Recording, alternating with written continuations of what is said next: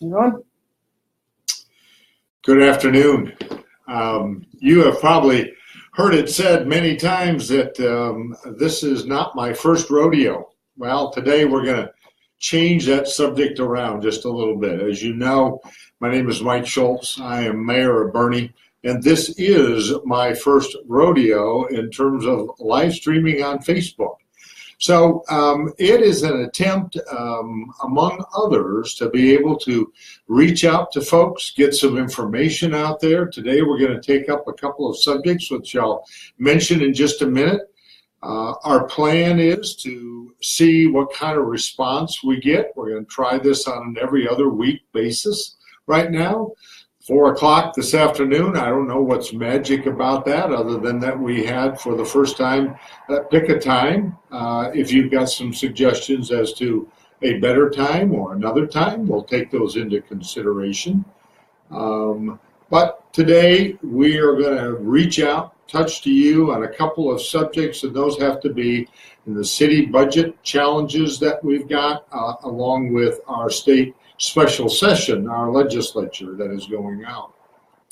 I can tell you that I just came from a monthly, what we call a governmental roundtable. And there you will find Kendall County, Judge Lex there, the mayor of Fair Oaks. We've got GBRA, we've got the city of Boerne, and a number of other entities, including the EDC and the chamber. And as you can imagine, as we go around the room, what's going on, one of those things that comes up, certainly for the county and the cities represented there, is the information about where they're at in their budgeting process. Remember that the city's fiscal year runs from October 1st through September the 30th. That's our fiscal year. So what happens with that in mind is right along in March, city staff gets their first view of what a budget might be from their particular department. All that's gathered up, gone through a couple of different work sessions, and then what ends up is that in June, City Council takes first glance at that. From there, what we will see is you've seen a number of individual meetings with each of the individual City Council members, different workshops. And this coming Tuesday on the 25th of July, City Council will be taking up by state law, at least, and I think this is our number 6 or number 7th draft of our budget right now through the several meetings we've been in. It will get approved to be able to be on our website. Now, there'll be lots of changes by the time it gets to the final vote. There'll be some tweaking, but we do by law have to post something by this timeline to let everybody know approximately where we're at. Now, I can cut to the chase real quick. It doesn't look like there's going to be any kind of a tax increase as a result of that, but I want to share with you some of the challenges that City Council is faced with.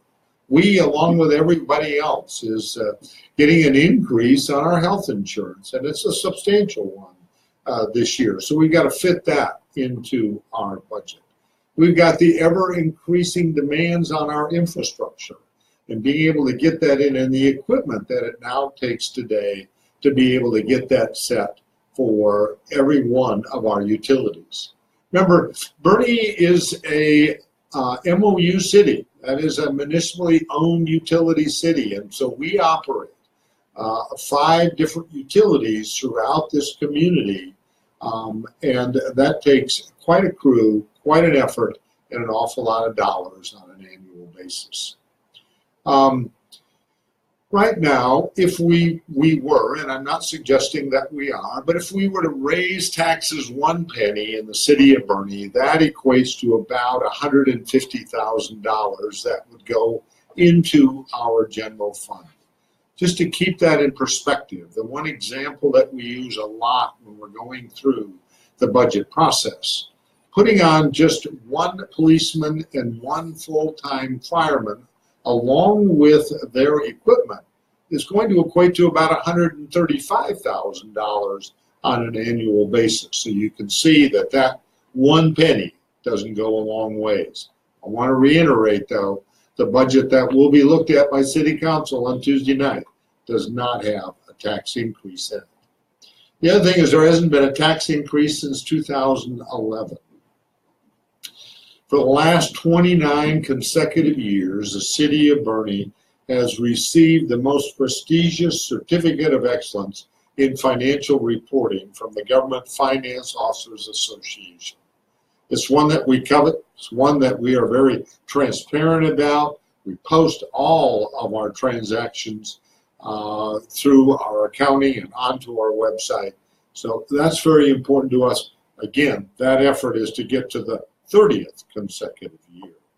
We're always looking for efficiencies, how we budget the wonderful growth that we have had, along with the dollars that we do have, and to make those things work.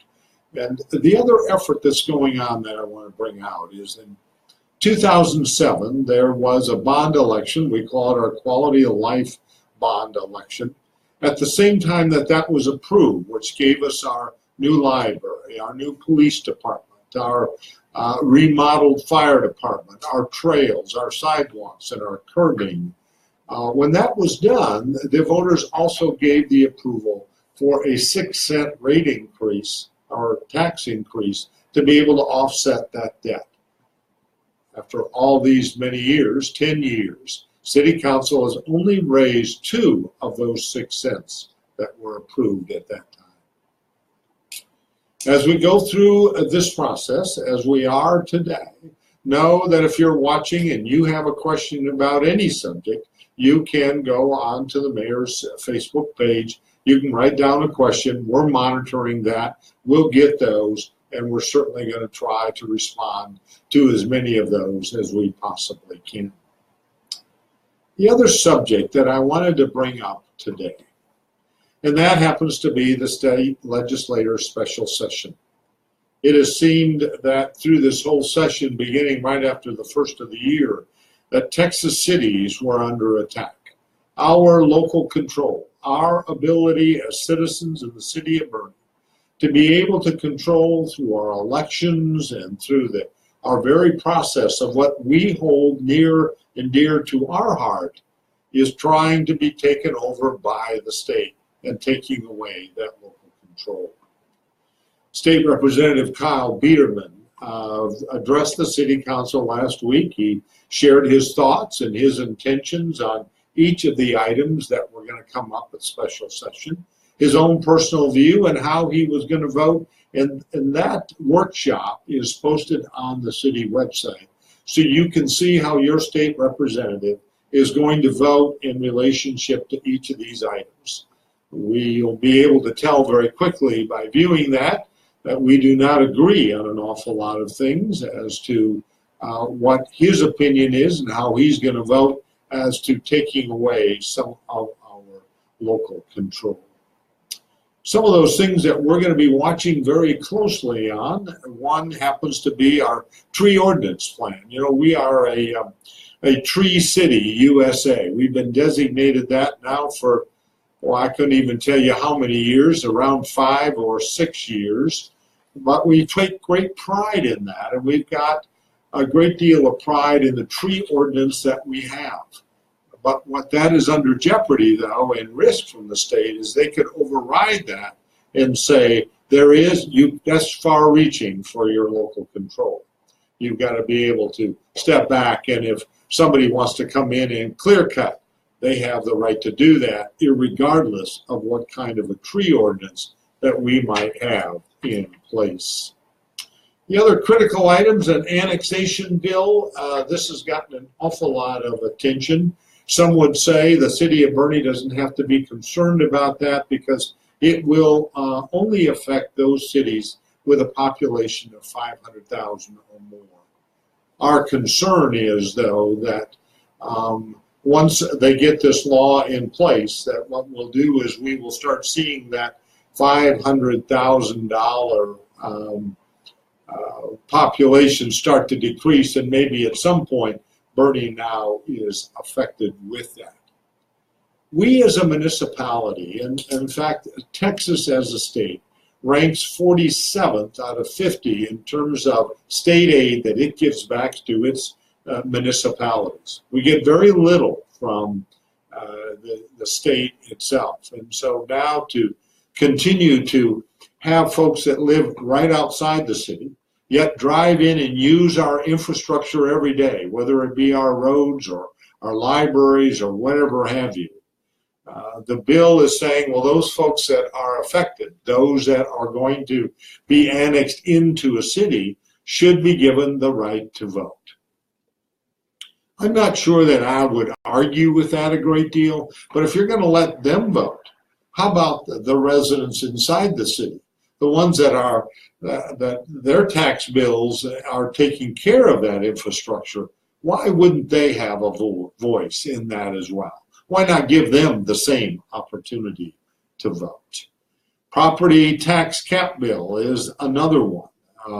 Another one that says that we're going to limit your ability to be able to tax for what the citizens might find what they want to have in their community. The most recent one for us would be our wastewater treatment plant.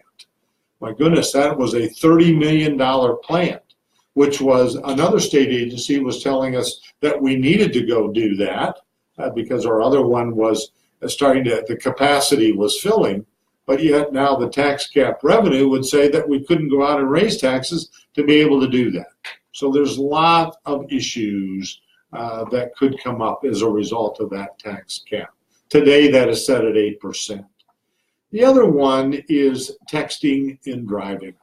It was approximately, about 2 years ago now, 2.5 years ago, that City Council voted on an ordinance for Boerne where you would be hands-free talking on your phone and there was no texting.